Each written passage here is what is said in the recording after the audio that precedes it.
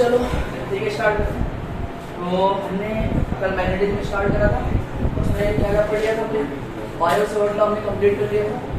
ठीक है, magnetic field के बारे में जाना, मैग्नेटिक फील्ड क्या होता है उसकी यूनिट देखी। ठीक है, और हमने बायो सेवर्ट लॉ के द्वारा किसी करंट कैरिंग वायर के सराउंडिंग में किसी पॉइंट पर मैग्नेटिक फील्ड निकालना हमने सीख लिया। ठीक है, तो वो आया कितना था बता दो। अगर एक करंट कैरिंग वायर है जिसमें करंट आई का फ्लो हो रहा है और यहाँ पर एक पॉइंट पी है, तो इसमें एक एलिमेंट दिया था हमने डीएल एलिमेंट, इसकी वजह से इस पॉइंट पी पर मैग्नेटिक फील्ड हमने कैलकुलेट किया था डीबी। ठीक है, कितना आया था वो, इसका मैग्नीट्यूड बताओ। DB is equal to mu naught upon 4 pi I dl sine theta upon r square. तो ये हमने मैग्नेटिक फील्ड कैलकुलेट कर लिया था किसी भी करंट कैरिंग वायर के द्वारा, इस डीएल एलिमेंट के द्वारा। इस पॉइंट पी पर जो भी पॉइंट होगा, ये इस पॉइंट पर मैग्नेटिक फील्ड हमने कैलकुलेट कर लिया था। D b is equal to mu naught I upon 4 by d l sine theta upon r square, ये मैग्नीट्यूड था हमारा। अब ये चूंकि मैग्नेटिक फील्ड हमारा वेक्टर क्वांटिटी है, मैग्नीट्यूड के साथ साथ इसकी डायरेक्शन भी हमें पता होनी चाहिए। तो डायरेक्शन कैसे पता करेंगे, तो हम जानते हैं कि इसके एक्सप्रेशन में डीएल क्रॉस आर आता है। ठीक है, तो डीएल क्रॉस आर किसी भी दो वेक्टर का क्रॉस प्रोडक्ट करते हैं, तीसरा वेक्टर जो होता है वो राइट हैंड थंब रूल के द्वारा पता करा जाता है। तो डीएल क्रॉस आर का मतलब क्या है, पहले डीएल आर वेक्टर आ रहा और फिर हमारा आर वेक्टर आ रहा। आर वेक्टर हमारा ये है, और डीएल वेक्टर का डायरेक्शन करंट के डायरेक्शन में होता है। डीएल वेक्टर का डायरेक्शन करंट के डायरेक्शन में होता है। इन दोनों के बीच का एंगल थीटा है, जो यहाँ पर साइन थीटा के साथ यूज करा गया है। ठीक है, तो इसका हमें डायरेक्शन निकालने के लिए इस पॉइंट पी पर मैग्नेटिक फील्ड का डायरेक्शन किस तरफ होगा, उसके लिए हम किसका यूज करेंगे, क्रॉस प्रोडक्ट का यूज करेंगे। तो डीएल के डायरेक्शन से अपने हाथ के पंजे को ऐसे दिखाएंगे और आर के डायरेक्शन में मोड़ेंगे अपने। ठीक है ना, तो जो हमारे अंगूठे का डायरेक्शन होगा वो किसको बताएगा, मैग्नेटिक फील्ड को बताएगा। तो इस वाले पॉइंट पर मैग्नेटिक फील्ड का डायरेक्शन किस तरफ आ रहा है, बोर्ड से अंदर की तरफ। ठीक है ना, मतलब इस बोर्ड के प्लेन में इसका डायरेक्शन नहीं आ रहा है, बाहर से अंदर की तरफ, मतलब ऐसे मैग्नेटिक फील्ड का डायरेक्शन है। तो एक वेक्टर क्वांटिटी है जिसका इनिशियल पॉइंट ये होगा, फाइनल पॉइंट ये होगा, मतलब इधर से इधर की तरफ जा रहा है, बोर्ड के बाहर से अंदर की तरफ जा रहा है। ये निकल गया मैग्नेटिक फील्ड का डायरेक्शन। अब देखो एक और सिंपल सा रूल है, बार बार ऐसे करना थोड़ा सा मुश्किल होता है ना। एक सिंपल सा एक और वो भी राइट हैंड थंब रूल ही है, तो उसको थोड़ा सा आप लोग देखोगे तो वैसे निकालना आप लोगों के लिए आसान होगा। और हमेशा मैग्नेटिक फील्ड का डायरेक्शन निकालने के लिए उसी रूल का यूज करना जो मैं अब बताने जा रहा हूँ। उसके लिए क्या करना, आप करंट के डायरेक्शन में अपने अंगूठे को दिखाना, करंट के डायरेक्शन में अपने अंगूठे को दिखाना और उसके बाद से अपने हाथ को ऐसे मोड़ना। ठीक है, तो ये जो डायरेक्शन देगा ना वही हमारे मैग्नेटिक फील्ड की डायरेक्शन होगी। ठीक है, जैसे मैं मान लूं ये हमारा करंट कैरिंग वायर है, नीचे से ऊपर की तरफ करंट का फ्लो हो रहा है, तो मैं अपने अंगूठे को इस डायरेक्शन में दिखाऊंगा और ऐसे मोड़ना स्टार्ट करूंगा। तो मैग्नेटिक फील्ड हम देख रहे हैं कि अगर यहाँ पर मैग्नेटिक फील्ड हमें पता करना है मैग्नेटिक फील्ड का डायरेक्शन की तरह, तो हमारे हाथ का जो पंजा होगा ना, पंजे का जो डायरेक्शन होगा ना, वही हमारे मैग्नेटिक फील्ड का डायरेक्शन दे रहा होगा।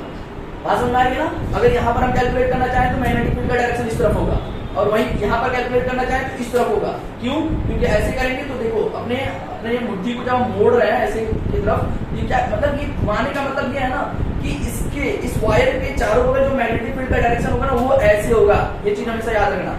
यहाँ पर मैग्नेटिक फील्ड का डायरेक्शन इस डायरेक्शन में होगा, लेकिन यहाँ पर इस डायरेक्शन में होगा, लेकिन यहाँ पर इस डायरेक्शन में होगा, और यहाँ पर इस डायरेक्शन में होगा। बात समझ में आ गई। ठीक है, तो अगर मैं इस वायर को कंसीडर करूँ तो यहाँ पर मैग्नेटिक फील्ड का डायरेक्शन देखो अंदर की तरफ आ रहा है ना, लेकिन अगर मैं यहाँ पर कोई एक पॉइंट ले लूँ, यहाँ पर मैग्नेटिक फील्ड का डायरेक्शन किधर की तरफ आएगा, बाहर की तरफ आएगा। देखो यहाँ पर बस समझ में आ रहा है ना, यहाँ पर मैग्नेटिक फील्ड का डायरेक्शन बाहर की तरफ होगा। क्लियर हो गया एक चीजें। अब इसके बाद हमारा अगला टॉपिक है current.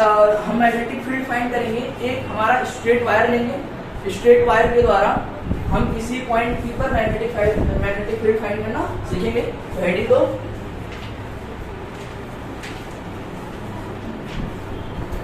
Magnetic field due to straight current carrying wire. Magnetic field का डायरेक्शन निकालना समझ में आ गया ना। बस करंट के डायरेक्शन में अपने अंगूठे को दिखा देते हैं, अपने हाथ की उंगलियों को ऐसे मोड़ना है, जो डायरेक्शन मिलेगा वही हमारा मैग्नेटिक फील्ड का डायरेक्शन होगा। अगला हेडिंग हमारा magnetic field due to a current carrying wire, straight current carrying wire. ठीक है, तो इसमें कई केसेस हो सकते हैं। ऐसा हो सकता है कि हमारा एक लिमिट फाइनाइट का मतलब फाइनाइट लेंथ का वायर दे देगा, कभी इनफाइनाइट लेंथ का वायर देगा। तो उसमें हम सबसे पहले फाइनाइट लेंथ का एक वायर लेंगे और उसके साथ हम मैग्नेटिक फील्ड निकालेंगे किसी पॉइंट पी पर। ठीक है, तो पहला केस हम ले लेते हैं, if wire is of finite length. Finite length का मतलब वो इतना बड़ा है कि हमें दिखाई दे रहा है। ठीक है, तो हम एक वायर कंसीडर करते हैं, जैसे मान लो मैंने एक वायर ये कंसीडर कर लिया, इसका एक एंड पॉइंट ए है और दूसरा एंड पॉइंट बी है। इसका हम लेंथ भी ले लेते हैं, वैसे लेंथ का यहाँ पर कोई यूज नहीं आएगा, लेकिन फिर भी हम कंसीडर कर लेते हैं कि एल लेंथ का एक वायर है जिसका एक एंड पॉइंट ए है और दूसरा एंड पॉइंट बी है। हमें एक जनरल पॉइंट दिया गया है पॉइंट पी, और हमें इस पॉइंट पी पर मैग्नेटिक फील्ड कैलकुलेट करना है। हमें एक जनरल पॉइंट दिया गया है पॉइंट पी, हमें इस पॉइंट पी पर क्या करना है, मैग्नेटिक फील्ड कैलकुलेट करना है। आपको दिया होगा कि इस वायर से पॉइंट पी की परपेंडिकुलर लेंथ, इस वायर से पॉइंट पी की परपेंडिकुलर लेंथ, तो हम क्या करेंगे, इस पॉइंट पी से एक परपेंडिकुलर लेंथ का मतलब परपेंडिकुलर लाइन डालेंगे जो कि मतलब इसके परपेंडिकुलर होगा। ठीक है, 90 डिग्री का एंगल बन रहा होगा, हमें ये लेंथ दिया होगा, इस लेंथ को हम डी मान लेते हैं। इस पॉइंट, ठीक है ना, जो हमारा करंट, इसको डी ले लो तुम और इसको ए ले लो, क्योंकि करंट हम इस डायरेक्शन में मान रहे हैं ए से बी की तरफ, ए से बी की तरफ करंट हमने मान लिया, आई करंट का फ्लो है इस वायर में। ठीक है, क्या करेंगे, इस पॉइंट पी से ए को मीट करेंगे, ये हमें एंगल दिया होगा और हमें ये वाला एंगल दिया होगा। ठीक है, इस वाले एंगल को हम मान लेते हैं θ1 और इस वाले एंगल को हम मान लेते हैं θ2। फिगर थोड़ा छोटा बन रहा है, समझ में आ रहा है फिगर? ठीक है, अब देखो हम क्या करेंगे, हमें इस ए बी वायर के द्वारा इस पॉइंट पी पर मैग्नेटिक फील्ड कैलकुलेट करना है। हम एक स्मॉल एलिमेंट के द्वारा मैग्नेटिक फील्ड कैलकुलेट करने का इक्वेशन जानते हैं। ठीक है, तो हम क्या करेंगे, कहीं पर भी इस ए बी वायर जो है हमारा, इसमें कहीं पर भी एक छोटा सा मतलब एक छोटा सा इनफाइनाइटेसिमल लेंथ ले लेंगे, कोई डीएल लेंथ कंसीडर कर लेंगे। ठीक है, डी इस पॉइंट से पॉइंट पी के बीच की डिस्टेंस है और ये जो लाइन है ना इस पर परपेंडिकुलर है। ठीक है, हम इस पॉइंट को ओ मान लेते हैं और हम इसको बेस लाइन कहेंगे, इसको हम कहेंगे बेस लाइन। ठीक है, अब हमें क्या करना है ना, इस पॉइंट पी पर इस पूरे लेंथ के द्वारा मैग्नेटिक फील्ड निकालनी है।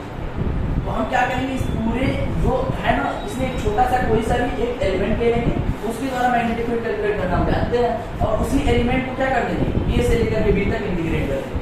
नहीं आया, आ गया ना? तो हम क्या करेंगे, इधर लग रहा है छोटा है लेकिन समझ जाना, हम क्या करेंगे, एक छोटा सा एलिमेंट लेंगे, हम इसके बेस लाइन जो है इसके ओरिजिन से वाई डिस्टेंस पर डी वाई लेंथ का, कितने का, डी वाई लेंथ का एक छोटा सा एलिमेंट लिया हमने, और ये जो डी वाई लेंथ है ना, ये जिस पॉइंट पर मैग्नेटिक फील्ड कैलकुलेट करना है उस पर डी थीटा एंगल सबटेंड कर रहा है।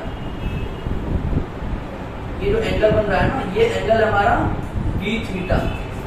ठीक है, और बेस लाइन से ये थीटा एंगल बना रहा है, बेस लाइन का ऐसा कंसीडर कर लेते हैं, थीटा एंगल बना रहा है, और जो हमने एलिमेंट लिया हुआ है ये एलिमेंट इस पॉइंट पी पर डी थीटा एंगल सबटेंड कर रहा है। ठीक है, अब हम कैलकुलेट करेंगे पॉइंट पी पर डीएल डी वाई जो लेंथ है हमारा, डी वाई लेंथ है, इसकी वजह से मैग्नेटिक फील्ड, हम डीएल लेंथ की वजह से मैग्नेटिक फील्ड कैलकुलेट करना जानते हैं, mu naught I upon 4 pi d l sin theta upon r square. ठीक है, तो हम यहाँ पर डीबी, ठीक है, तो डीबी हम कैलकुलेट करते हैं, डीबी हम निकालते हैं, तो डीबी हो जाएगा हमारा म्यू नॉट, करंट आई का फ्लो हो रहा है तो आई डिवाइडेड बाई 4 पाई, उसके बाद से डीएल, डीएल की जगह पे यहाँ पर डी वाई है तो डी वाई लिखेंगे, d y sine theta, sign.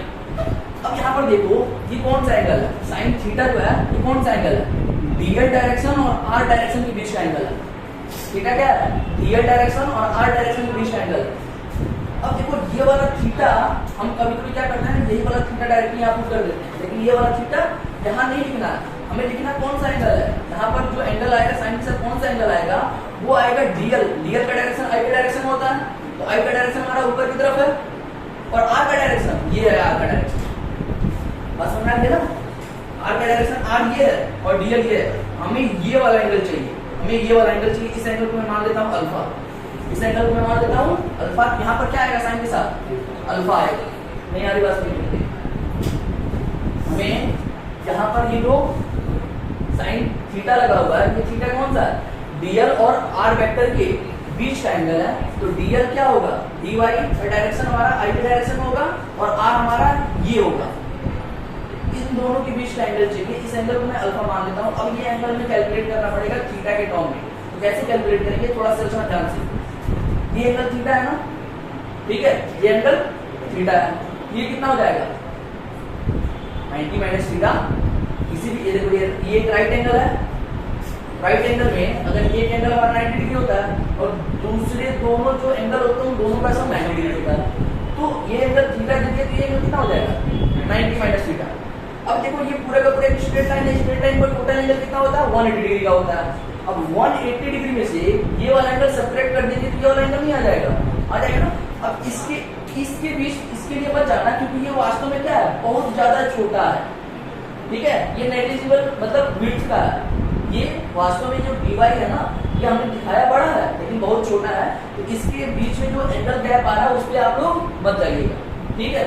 तो इस वाले एंगल का और इस वाले एंगल का सम 180 डिग्री होना चाहिए। मैं देखो यहाँ पर क्या लिखूंगा, यहाँ पर अल्फा प्लस ये वाला एंगल कितना? 90 minus theta, 90 minus theta that is equal to 180 degree होना चाहिए ना। ये समझ में आ गया ना? तो अल्फा इज इक्वल टू क्या हो जाएगा? 180 माइनस 90 प्लस थीटा। यहाँ देखो 180 में से 90 गया तो 90 प्लस थीटा। तो अल्फा इज इक्वल टू क्या मिल गया हमें? 90 प्लस थीटा। इसको उठाकर यहाँ पे पुट कर दो। लेकिन अभी हमने डीवी की पूरी इक्वेशन लिखी नहीं है, यहाँ पर नीचे आर स्क्वायर आना चाहिए। आर क्या होता है? डीएल, और जो डीएल का पॉइंट होता है ना, बीच वाला पॉइंट, वहां से पी के बीच की डिस्टेंस होती है आर, ठीक है। यहाँ पर आर क्या होगा? ये वाली डिस्टेंस होगी, आर ये वाली डिस्टेंस होगी ना। यहाँ पर देखो अगर मैं इसको आर मान लूं, ये एक राइट एंगल ट्रायंगल बन रहा है, तो r square is equal to d square plus y square, d square plus y square. Yes, आया समझ में? नहीं आया? तो आर इज इक्वल टू क्या हो जाएगा? D square plus y square का रूट। क्लियर हुआ? तो मैं यहाँ पर क्या करूंगा, यहाँ पर आर स्क्वायर होना चाहिए। वैसे इसकी जरूरत शायद ही पड़ेगी, वैसे हम देखते हैं अगर इसकी जरूरत पड़े तो रखेंगे या नहीं तो नहीं रखेंगे। अब देखो डीवी 90 प्लस थीटा अल्फा की जगह पर पुट करो, mu naught I upon 4 pi, ठीक है, d y sine 90 plus theta हो जाएगा ये। अब बताओ साइन 90 प्लस थीटा मैं डायरेक्टली कॉस थीटा लिख सकता हूँ, साइन अल्फा, ठीक है। तो अल्फा की जगह पे 90 प्लस थीटा मैंने रखा, तो साइन 90 प्लस थीटा हो जाएगा। और साइन 90 प्लस थीटा क्या होता है? कॉस थीटा के बराबर होता है, ठीक है। या मैं लिख देता हूँ sine 90 plus theta divided by r square, ठीक है। अब इस वाले ट्रायंगल में देखना, इस वाले ट्रायंगल में tan theta is equal to y upon d लिख सकता हूँ इन ट्रायंगल, इसको कुछ नाम दे दो m, और इसको ओ पी एम, ये ओ पी एम, ये एक राइट एंगल ट्रायंगल है ना, राइट एंगल ट्रायंगल है। tan theta is equal to y upon d, tan theta is equal to y upon d. तो y इज इक्वल टू क्या हो जाएगा? d इंटू tan थीटा, दोनों तरफ डिफरेंशिएट करो तो dy that is equal to d constant है। tan theta का डिफरेंशिएशन क्या होता है?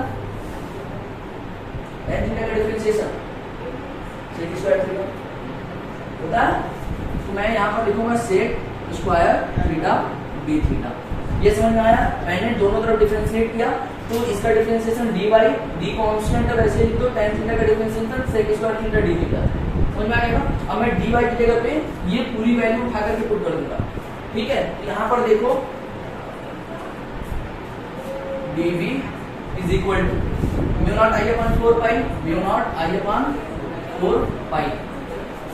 dy की जगह पे मैं रखूंगा d sec square theta d theta, d sec square theta d theta, ये dy की जगह रख दिया। अब sin 90 plus theta is equal to cos theta होता है, पता है ना ये चीज? ये हो जाएगा cos theta divided by r square,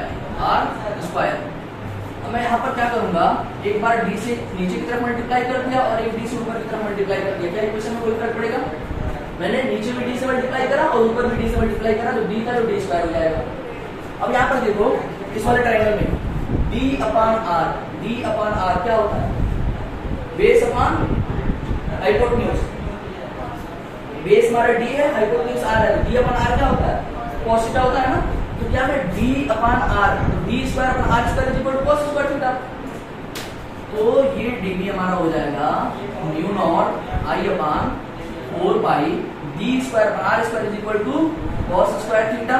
पहले से हमारा था sec स्क्वायर थीटा और एक और cos थीटा था d theta divided by d।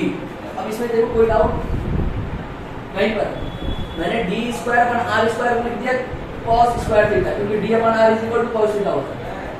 अब हमारा एक्सप्रेशन आ गया dv is equal to mu naught I upon 4 pi cos square theta into sec square theta is equal to 1 होता है।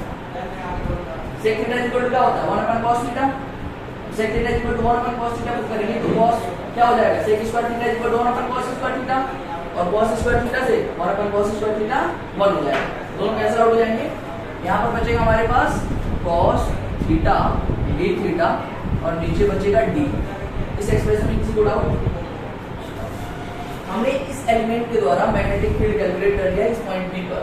अब हमें पूरे लेंथ के द्वारा मैग्नेटिक फील्ड कैलकुलेट करना है। हम क्या कर देंगे? इसको इंटीग्रेट कर देंगे। हम इसको इंटीग्रेट कर देंगे। थीटा के टर्म में इंटीग्रेट कर रहे हैं तो हम देखेंगे थीटा कहां से कहां तक आएगा। ये वाला एंगल हमने थीटा 2 मान रखा है, ऊपर वाला एंगल थीटा 1 मान रखा है। मतलब हमें पॉइंट A से पॉइंट B तक इंटीग्रेट करना है ना, थीटा के रिस्पेक्ट में इंटीग्रेट करना है तो हम थीटा एंगल देखेंगे। पॉइंट A से मतलब इस बेस एंगल के रिस्पेक्ट में थीटा लिया हुआ है, तो बेस एंगल के रिस्पेक्ट में पॉइंट A कितना एंगल बना रहा है और बेस लाइन के रिस्पेक्ट में पॉइंट B कितना एंगल बना रहा है। मतलब थीटा 2 से थीटा 1 तक इंटीग्रेट करना है। अब एक और चीज, अगर आप नीचे की तरफ जा रहे हो तो ये थीटा 2 इंटीग्रेशन के समय माइनस थीटा 2 पुट करेंगे। ये चीज मैंने बताया था, ये पता है आप लोगों को? क्यों? देखो यहाँ पर हमने ऊपर की डायरेक्शन में थीटा कंसीडर किया हुआ है ना, यहाँ से देखो बेस लाइन से थीटा कंसीडर किया हुआ है। बेस लाइन से, तो बेस लाइन से जब ऊपर की तरफ जाएंगे तो थीटा पॉजिटिव लेंगे और नीचे की तरफ जाएंगे थीटा नेगेटिव लेंगे। इसलिए ये जो थीटा 2 है ना, इसकी लिमिट रखते समय माइनस थीटा 2 से लेकर के थीटा 1 तक लिमिट रखेंगे। लिमिट रखते समय माइनस थीटा 2 से लेकर के थीटा 1 तक लिमिट रखेंगे इसको इंटीग्रेट करते समय। तो ये हमारी लिमिट हो जाएगी माइनस थीटा 2 टू थीटा 1। अब हमारे जब इसको इंटीग्रेट किए तो टोटल मैग्नेटिक फील्ड मिल गया और टोटल मैग्नेटिक फील्ड ये देखो mu naught I upon 4 pi d, सारे ये कांस्टेंट है, ये बाहर आ जाएगा mu naught I upon 4 pi d। cos theta को इंटीग्रेट करेंगे थीटा के रिस्पेक्ट में, cos थीटा का इंटीग्रेशन क्या होता है? sin theta. ठीक है, तो ये हो जाएगा sin थीटा और इसकी लिमिट रख देंगे माइनस थीटा 2 से लेकर के थीटा 1 तक। तो b is equal to mu naught I upon 4 pi d। sin theta की लिमिट रखो, तो पहले हम फाइनल लिमिट रखते हैं तो sin थीटा 1 माइनस, तब हम बाद में इनिशियल लिमिट रखते हैं और ये है हमारा इनिशियल लिमिट माइनस का थीटा 2। हम जानते हैं sine of minus theta is equal to minus sine theta होता है और जब माइनस साइन थीटा होगा माइनस माइनस प्लस हो जाएगा, तो हमारी फाइनल जो मैग्नेटिक फील्ड आएगी mu naught I upon 4 pi d, ये हो जाएगा sine theta 1 plus sine theta 2। ये है magnetic field due to straight current carrying wire. अगर हमारे पास कोई स्ट्रेट करंट कैरिंग वायर दे दे और हमसे किसी पॉइंट P पर मैग्नेटिक फील्ड पूछे, ठीक है, तो उसके द्वारा जो मैग्नेटिक फील्ड का एक्सप्रेशन आता है वो ये आता है, P is equal to mu naught I upon 4 pi d sin theta 1 plus sin theta 2। ऐसा में क्लियर है? अब बताओ पूरे एक्सप्रेशन में कहीं भी तुम्हें कोई डाउट आ रहा है?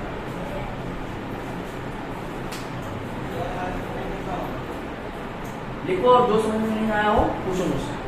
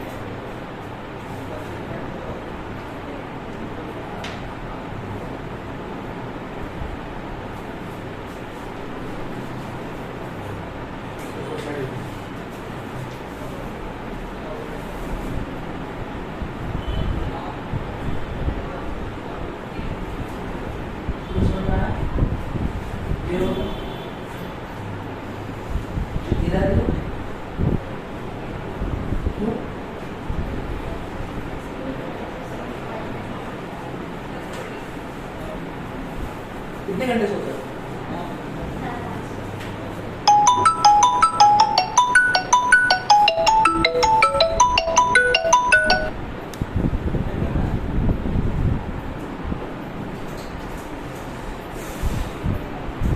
आगे बढ़े, एक्सप्रेशन समझ में आई अच्छे तरीके से, ड्राइव कर सकते हो खुद से, एक दो बार प्रैक्टिस करना।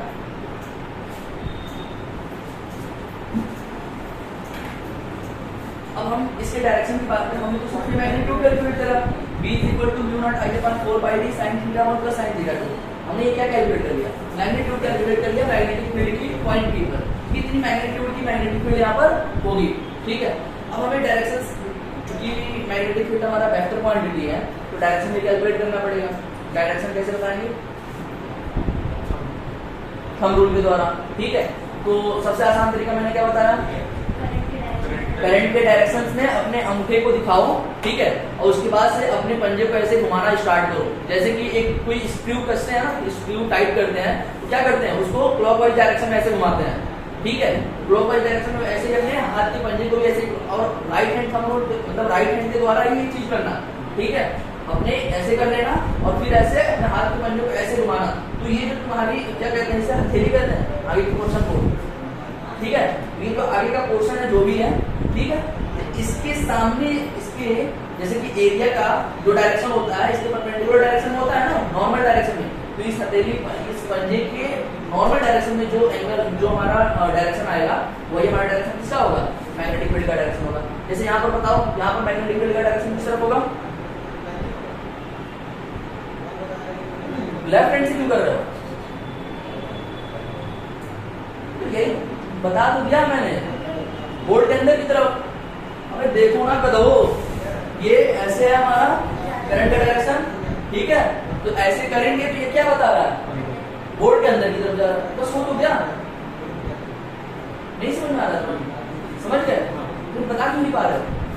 और इस लाइन के इधर होगा तो देखो ये, और इस ये लाइन अगर मान लो इस बोर्ड में है और पॉइंट तुम्हारा यहाँ पर है, तब बताओ डायरेक्शन। तुम बताओ, बाहर होगा? क्या बाहर होगा? बाहर क्यों होगा? ये पॉइंट ही मैंने बाहर ले लिया है। यार देखो ना, ऐसे तुम करो और देखो यहाँ पर तुम्हारा पॉइंट है ना, तो देखो यहाँ पर करने पर क्या बता रहा है, ये डायरेक्शन तुम्हारा इस तरफ होगा मैग्नेटिक फील्ड का। ऐसे घुमाना है अपने हाथ को उस पॉइंट, समझ नहीं आ रहा?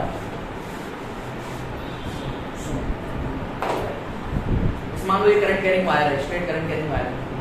तुम्हें इस पॉइंट पर अगर मैग्नेटिक फील्ड कैलकुलेट करना है ना, तो इस पॉइंट पर मैग्नेटिक फील्ड कैलकुलेट करना है तो इस करंट कैरिंग वायर के डायरेक्शन में अपने अंगूठे को दिखाओ और यहाँ पर तुम्हारा पॉइंट है, यहाँ पर मान लो। ठीक है, तो ये क्या बता रहा है, ये पंजा क्या बता रहा है?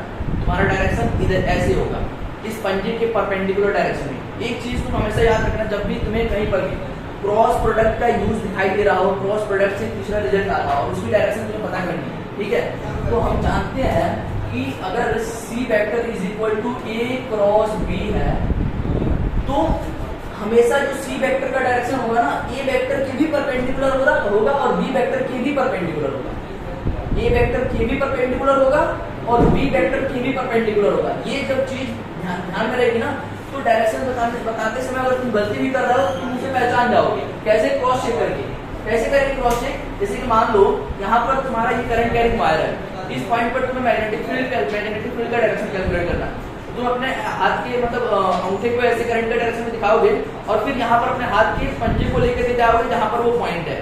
ठीक है, तो फिर क्या करोगे, ये इस पे जो लाइन ड्रॉ करोगे ना तुम, इसके परपेंडिकुलर लाइन, इसके परपेंडिकुलर लाइन ये जो ड्रॉ करोगे तुम, इस परपेंडिकुलर लाइन क्या है? ये वाला परपेंडिकुलर लाइन, ये वाला आर है, ये वाली परपेंडिकुलर लाइन आर है, तो इस आर की भी परपेंडिकुलर होनी चाहिए। और करंट कैरिंग वायर जो क्या, ये जो करंट कैरिंग का जो डायरेक्शन है इसके भी परपेंडिकुलर होना चाहिए। तो देखो ना, यहाँ पर मैग्नेटिक फील्ड का डायरेक्शन इस तरफ आएगा। क्यों? क्योंकि आर की भी परपेंडिकुलर इस तरफ होगा और इसका परपेंडिकुलर भी इसी तरफ होगा। आगे समझ में? अब लाइट गई, थोड़ा सा वेट करो जब तक लाइट नहीं आ जाती है।